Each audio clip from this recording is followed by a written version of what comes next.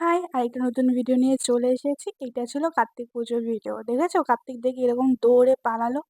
লুকানোর আর জায়গা পাইনি ওখানেই লুকিয়ে গেছিল। আমি আর বৃষ্টি দৌড়ে গেছিলাম কে কার্তিকটা দিল দেখার জন্য। তারপরে যে সবাই চলে এসছে, আমি তাড়াহুড়া করে জামা ছেড়ে শাড়ি পরে নিলাম ছেলেকে ঘরে তুলবো বলে। এটা আমার ১ম কার্তিক পুজো।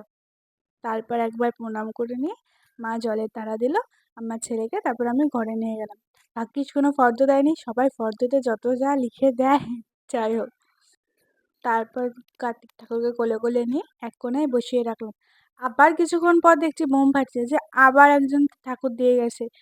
ওটা দেখতে পেলাম না কে দিয়ে গেছে, পরে জানতে পারলাম যে শানুর সব বন্ধু বান্ধবরা দিয়ে গেছে।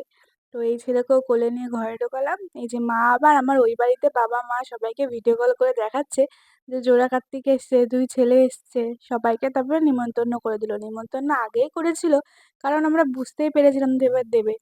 আর জোজোকে দেখো ও আমার কোলে এসে বসে আছে। এই যে মুখটাও দেখিয়ে দিলাম আমার 2 ছেলের, দেখো কি সুন্দর লাগছে না?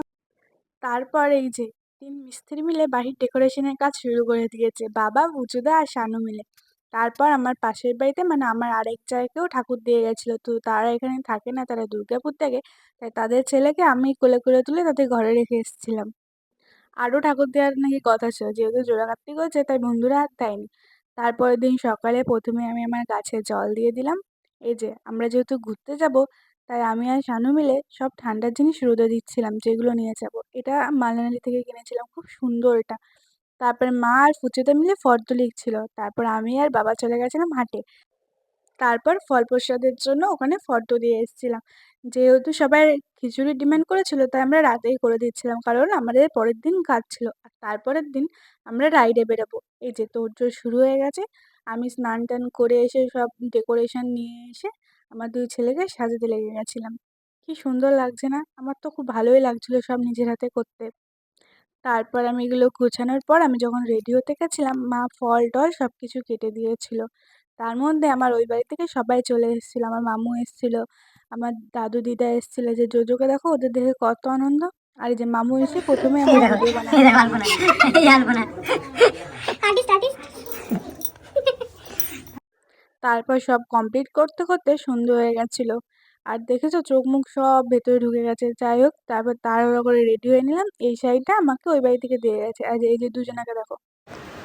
হাই গাইস, এই চ্যানেলটা একটু সাবস্ক্রাইব করে দিও আর লাইক বাটনটা ক্লিক করে দিও।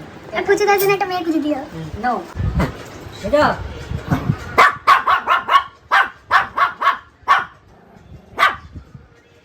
আবার তোলা, আবার তোলা, আবার তোলা। ও কোলে থাকলে সাহস দেখাচ্ছে, আর কোল থেকে নামিয়ে দিলেই চুপ হয়ে যাচ্ছে। ওটা নিয়ে খুব হাসাহাসি করার পর এদিকে খিচুড়ি প্রসাদ তরকারি সব রেডি হচ্ছে সবার জন্য, আর এদিকে পুরোহিত মশাই চলে এসছে। তারপর অনেকক্ষণ ধরে পুজো দিল। ইনি আমাদের এক দাদাই হন। উনি খুব সুন্দর করে পুজো দিলেন। এই যে সবাই বসে বসে পুজো দেখছিল। তারপর আমরা অঞ্জলি দিয়ে দিলাম। অনেকের হোমযজ্ঞ হয়, আমাদের যেহেতু ছিল না, তাই অঞ্জলি শেষ করে ঠাকুরকে প্রণাম করে নিলাম।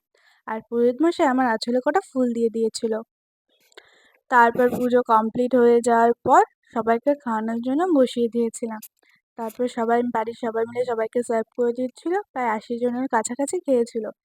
তারপর সবার লাস্টে আমরা খাচ্ছিলাম। তারপর আর কি, তারপর আমরা শুয়ে গেছিলাম। তো আজকের ব্লগটা এখানেই শেষ করছি। সবাই like, comment, share and subscribe করে দিও প্লিজ। আর ফেসবুক থেকে দেখলে পেজটা ফলো করে দিও। সবাই ভালো থেকো, সাবধানে থেকো। আজকের জন্য টাটা, বাই।